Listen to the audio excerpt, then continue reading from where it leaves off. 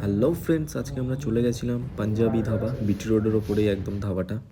খাবার অর্ডার করে বসে আছি, খাবার আসেনি। এই জাস্ট দাদাটা স্যুপ দিয়ে গেল ওখানে যে ছিল। কৃষ্ণা খাচ্ছে স্যুপ। স্যুপটা ভালোই ছিল। এটা ভেজ স্যুপ ছিল এটা। এরপরেই এলো আমাদের কাবাব। কাবাবের এটা টোটাল একটা কম্বো ছিল। 3 রকমের কাবাব ছিল এর মধ্যে। ফিশও ছিল, এটা ফিশ আছে। এটা ফিশটা ছিল হচ্ছে ভেটকি ছিল। ভেবেছিলাম যে অরিজিনাল ভেটকি হবে না, তাদের খেয়ে দেখলাম ভেটকি, অরিজিনালি ভেটকি ছিল এটা। খুব ভালো ছিল কাবাবটা, দেখেই তো একদম